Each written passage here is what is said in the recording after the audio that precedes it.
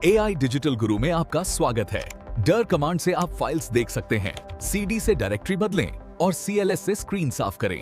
नमस्कार दोस्तों, इस वीडियो में हम लोग देखने वाले हैं विंडोज डॉस शेल के कुछ कमांड्स जो इंपॉर्टेंट होते हैं अगर आप विंडोज में काम करते हो और अगर आपको आगे भी विंडोज में काम करना है, विंडोज में जो पूरा कोर्स आपको विंडोज में चाहिए तो उस केस में आपको ये कमांड्स जानने जरूरी है। अगर आप विंडोज नहीं भी यूज करते हो तो भी आपको आने चाहिए। कुछ शेल कमांड्स में बताऊंगा बेसिक वाले, और जितने भी आपको जानने की जरूरत है इस कोर्स में। मैं पूरे तो नहीं बता सकता, पूरे कोई भी नहीं बता सकता, लेकिन आपको देखना पड़ेगा खुद से सर्च करके कि कितने मतलब कैसे आप यूज कर सकते हो बाकी के कमांड्स को। तो चलिए स्टार्ट करते हैं। सबसे पहले हमको जब कमांड्स टाइप करने हैं ना, तो आपको पता है मैंने CMD खोलना है, यहाँ पे CMD। अब यहाँ पर देखो कमांड प्रॉम्प्ट बता रहा है। अब इसको आप रन एज एडमिनिस्ट्रेटर कर सकते हो या डायरेक्टली भी ओपन कर सकते हो। अगर आप रन एज एडमिनिस्ट्रेटर करते हो तो आपके पास मतलब मैक्सिमम प्रिविलेज होगी उस कमांड्स पे जो भी आप रन करोगे, क्योंकि कुछ कुछ कमांड्स क्या होते हैं ना, जैसे पासवर्ड चेंज करना है या किसी यूजर को ऐड करना है, तो ऐसे प्रिविलेज्ड कमांड सिर्फ एडमिनिस्ट्रेटर दे सकता है। तो उस केस में अगर आप एडमिनिस्ट्रेटर हो तो काफी अच्छी बात है, और बस ऐसे अगर रन करोगे तो आपको ज्यादा इजी पड़ेगा। अब यहाँ पर ये देखो, ये मेरी ब्लैक स्क्रीन है, ये है हमारा कमांड प्रॉम्प्ट। ये बेसिकली शेल है मेरे विंडोज सिस्टम का, आप बोल सकते हो, लेकिन हम लोग टर्मिनोलॉजी में लिनक्स के केस में यूज करते हैं शेल, तो यहाँ यूज नहीं करते। हम लोग यहाँ पर CMD बोलते हैं या कमांड प्रॉम्प्ट बोलते हैं। तो ये मेरा एक प्रॉम्प्ट है। प्रॉम्प्ट क्यों बोल रहे हैं इसको? क्योंकि मेरे को यहाँ पर ये बता रहा है कि मैं आपके कमांड के लिए वेट कर रहा हूँ, तो मेरे को यहाँ पर कमांड डालना है। ये यहाँ पर एक इनपुट देने बोल रहा है, इसको आप बोल सकते हैं। तो सबसे पहले यहाँ पर देखिए वर्जन बता रहा है आपके विंडोज का, और जो कंपनी है वो सब भी है। तो यहाँ पर मेरी डायरेक्टरी देखो आप, मैं अभी C ड्राइव पे हूँ, उसके अंदर एक विंडोज फोल्डर है और उसके अंदर System32 फोल्डर है। अगर मैं एडमिनिस्ट्रेटर से खोलता हूँ तो ये System32 के अंदर से स्टार्ट होता है, क्योंकि वो एक प्रिविलेज्ड फोल्डर है जहां पर आपकी सारी विंडोज की फाइल्स होती हैं, तो उसके साथ आप छेड़छाड़ नहीं करोगे। लेकिन अगर मैं नॉर्मल यूजर से खोलता तो मेरा यूजर अकाउंट जहां पे स्टोर्ड है वहां से वो खुलता। ये एडमिनिस्ट्रेटर का है तो मेरे को यहाँ पर खुल रहा है। तो अभी हमको क्या करना है, हमको यहाँ पर देखना है कि हम लोग यहाँ पर करने क्या वाले हैं। यहाँ पे सबसे पहले तो आप ये पता करो कि आप एक जगह से दूसरे जगह पर यहाँ पर जाते कैसे हैं। ये एक डायरेक्टरी है मेरी, ठीक है, System32। अब इसके आगे बढ़ना है, इसके पीछे जाना है, या इस डायरेक्टरी को मेरे को चेंज करना है, तो मैं कैसे करूंगा? यहाँ पर सबसे पहला कमांड आपको जो टाइप करना पड़ेगा वो है CD।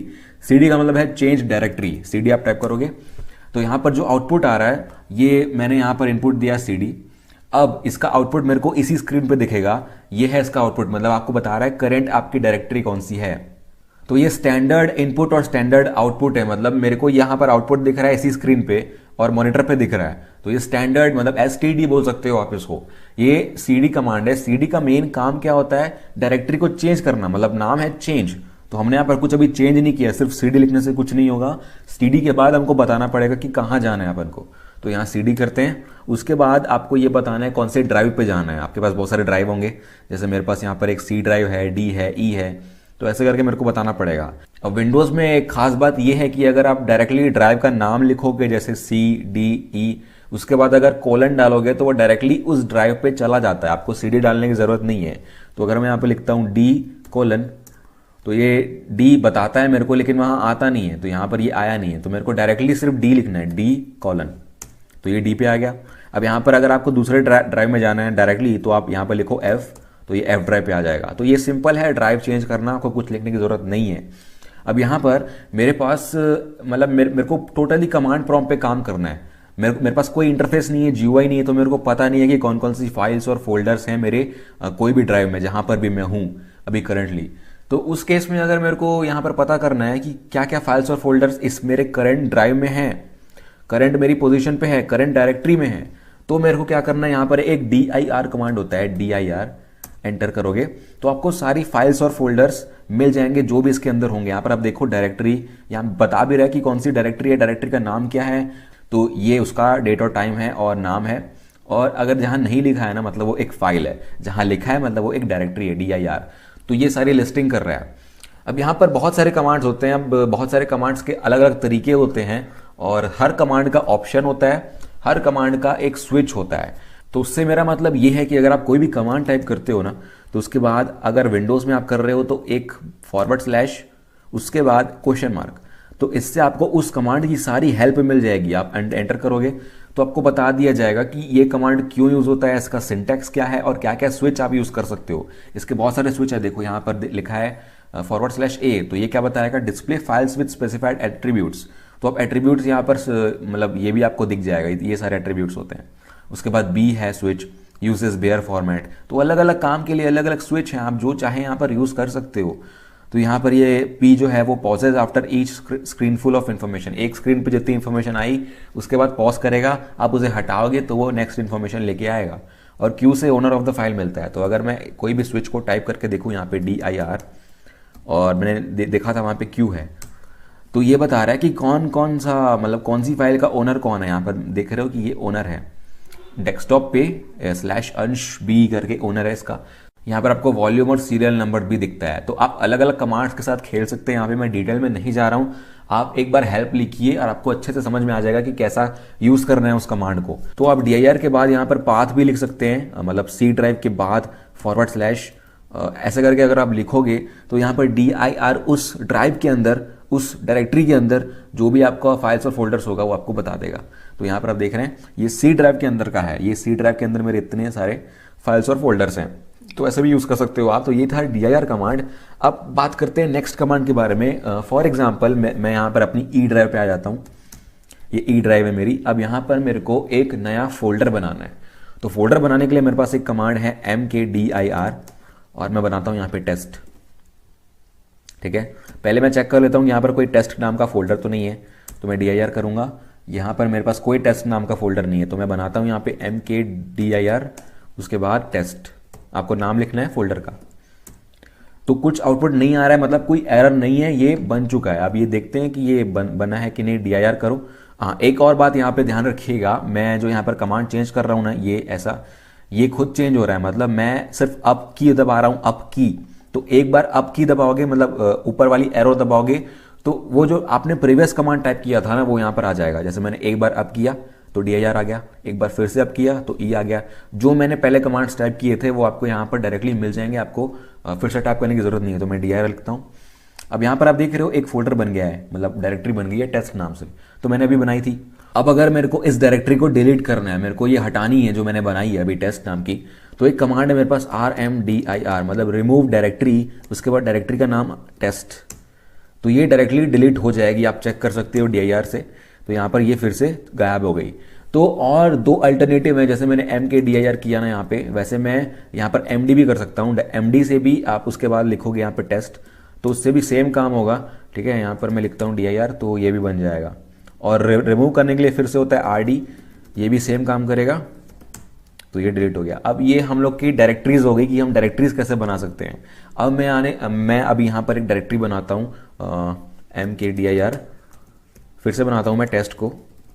उसके बाद मैं उसके अंदर जाऊंगा, CD करूंगा चेन डायरेक्टरी, और फिर डायरेक्टरी का पाथ आपको कहाँ पे जाना है, तो मैं लिखता हूँ यहाँ पे टेस्ट / तो अगर आप / लिखोगे नहीं लिखोगे कोई फर्क पड़ता नहीं है वैसे तो ये देखो मैं यहाँ पर टेस्ट के अंदर आ चुका हूँ। अब मेरे को यहाँ पर एक फाइल बनानी है। अब आप यहाँ पर अपने E ड्राइव में जाके देखोगे, E के अंदर यहाँ पर एक टेस्ट होगा, ये टेस्ट है। अब इसके अंदर ये पूरा खाली है, मेरे को यहाँ पर एक फाइल बनानी है। तो मैं कैसे बनाऊंगा, मैं यहाँ पर लिखूंगा टाइप और एक sample.txt। तो ये बोलेगा कि यहाँ पर एक फाइल है ही नहीं, क्योंकि यहाँ पर इस फोल्डर में कोई फाइल मैंने बनाई ही नहीं है और कोई फाइल है ही नहीं, तो इसको मिल नहीं रही है। तो मैं फाइल कैसे बनाऊँ यहाँ पे। आप यहाँ पर टेक्स्ट फाइल्स बना सकते हो सिंपल वाली। उसके लिए आपको एक कमांड दिखना पड़ेगा यहाँ पे, एको। ये एक स्पेशल कमांड है यहाँ पे, एको कमांड, जिसके अंदर आप अगर डबल कोट में, यहाँ पर ये है डबल कोट, इसके अंदर जो भी लिखोगे ना ये डायरेक्टली स्टैंडर्ड आउटपुट में एको हो जाएगा, मतलब प्रिंट हो जाएगा। जैसे हम लोग प्रोग्रामिंग में करते हैं ना, जैसे PHP में एको होता है, वैसे यहाँ पर भी एको है। तो इसके अंदर मैं लिखूंगा हेलो वर्ल्ड सिंपल, तो ये एको कर देगा, मतलब आउटपुट पे लेके आएगा ये चीज़। देखिए अब इसी आउटपुट को मेरे को एक फाइल में लिखना है, मतलब एक फाइल मैं बनाना चाहता हूँ इसी के नाम से, हेलो वर्ल्ड के नाम से। तो अगर मैं एको करता हूँ यहाँ पे, तो ये तो यहाँ पर आउटपुट में आ जा रहा है। इसको मैं फाइल पे कैसे लगूँ, इसको अगर मेरे को फाइल में लगाना है, फाइल में ले जाना है, तो मैं यहाँ पर एक स्पेशल सिंबल टाइप करूँगा, ग्रेटर देन। ग्रेटर देन का मतलब ये है कि ये एक रीडायरेक्शन सिंबल है। रीडायरेक्शन का मतलब है जो भी आउटपुट आपके पहले कमांड का आएगा, स्टैंडर्ड आउटपुट जो भी आएगा इसका, वो आप एक जगह रीडायरेक्ट कर सकते हो और वो एक फाइल होगी।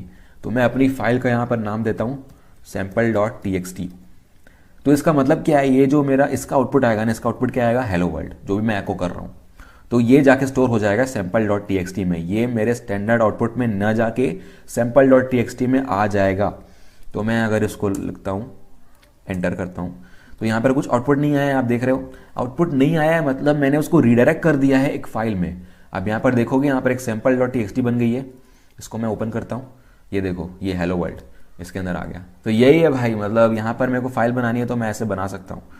और फिर अगर आप चाहते हो कि जो पहली बनी हुई फाइल है उसको मेरे को ओवरराइट ना करके, क्योंकि ये जो कमांड है ये ओवरराइट कर देता है पूरा, लेकिन अगर मेरे को ओवरराइट नहीं करना है, मेरे को अपेंड करना है लास्ट में, तो मैं यहाँ पर डबल ग्रेटर देन लगाऊंगा, ठीक है। और तो इससे क्या होता है, ये ओवरराइट नहीं करेगा।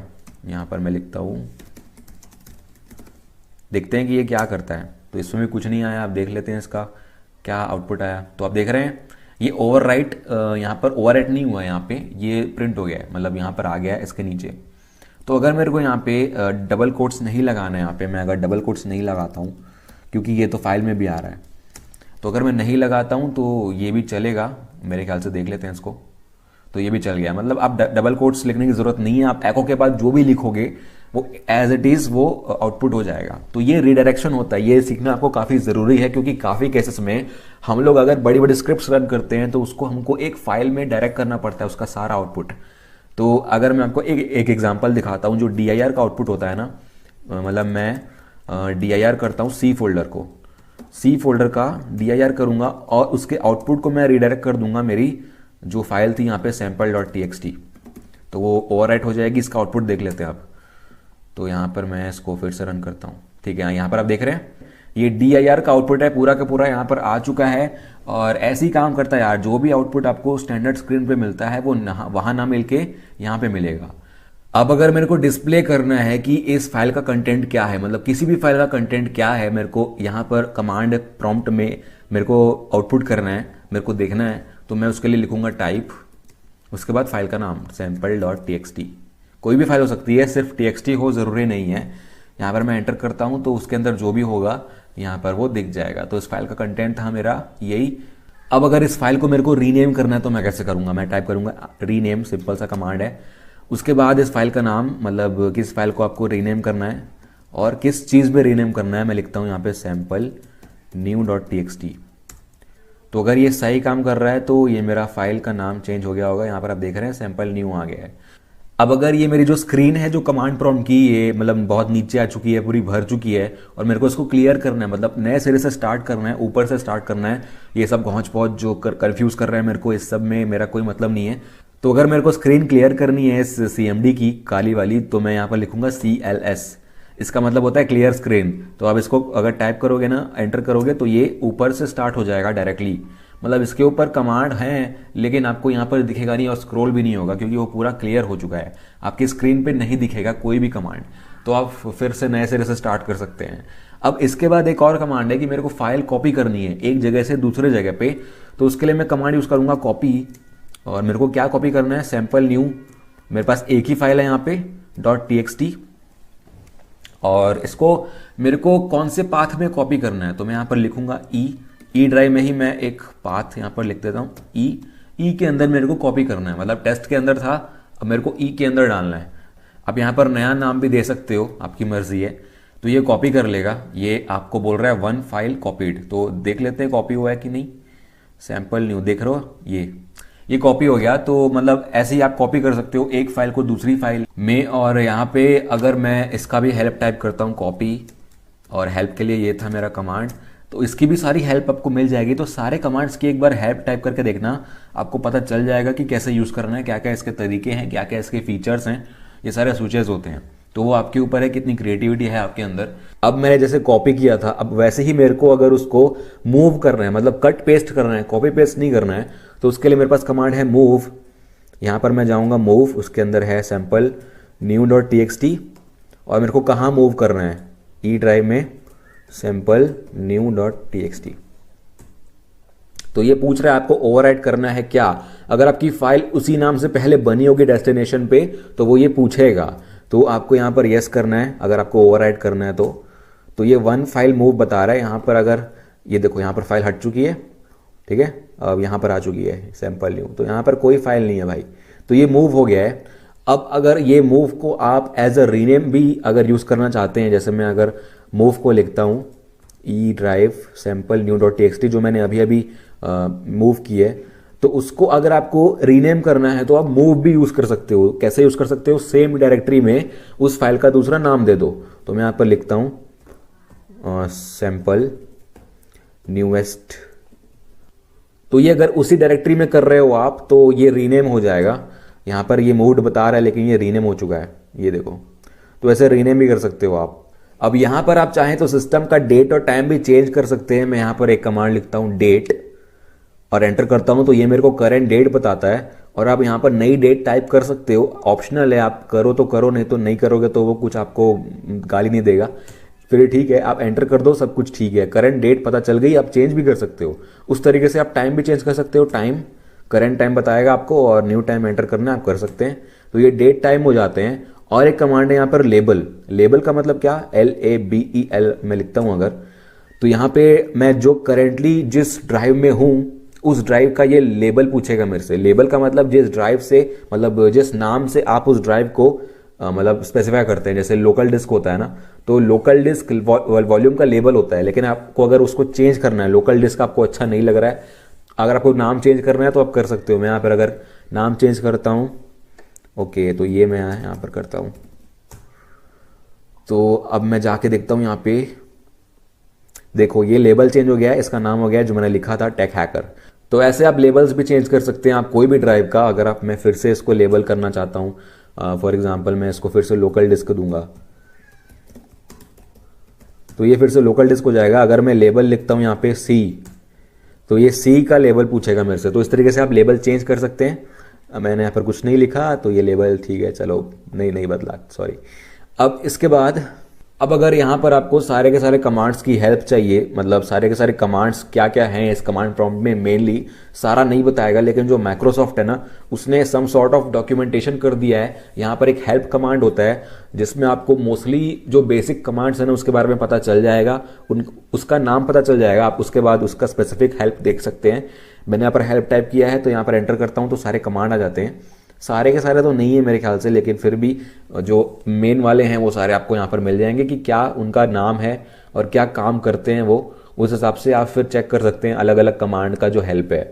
तो ये आपको बहुत काम आएगा जब आप कुछ कमांड ढूंढ रहे हो, आप भूल गए हो, तो ये आप यहाँ से चेक कर सकते हैं। अब अगर आपको सिस्टम की इंफॉर्मेशन चाहिए, मतलब फॉर एग्जांपल आपको अपने खुद के सिस्टम का जो भी स्पेसिफिकेशन है, जो हार्डवेयर कॉन्फ़िगरेशन है, जो नेटवर्क्स है, उनके बारे में अगर इन्फॉर्मेशन चाहिए डिटेल में, तो आपके पास यहाँ पर एक कमांड है सिस्टम इन्फो।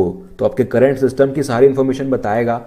ये पहले कलेक्ट करेगा पहले इन्फॉर्मेशन, मतलब पूरी की पूरी। तो आप देख रहे हो कितनी सारी इन्फॉर्मेशन यहाँ पर कलेक्ट कर रहा है और फिर पूरी लिस्ट कर देगा यहाँ पे इस तरीके से।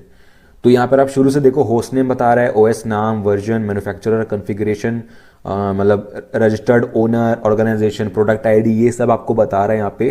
सिस्टम का टाइप क्या है, प्रोसेसर कितने हैं और मेमोरी कितनी है, विंडोज़ डायरेक्टरी क्या है, सिस्टम डायरेक्टरी, बूट डिवाइस, सब कुछ आपको ये बताएगा। रैम कितना है और page file, domain, log on server, ये सब कुछ है यहाँ पर आप देख सकते हो। जितना भी नेटवर्क कार्ड आपका इंस्टॉल्ड है, चाहे वो वर्चुअल हो चाहे वो फिजिकल हो, वो आपको बता देगा। तो ये है मेरा बड़ा सिस्टम कॉन्फ़िगरेशन। यहाँ पर काफ़ी इंफॉर्मेशन मिल जाएगी आपको करंट सिस्टम की।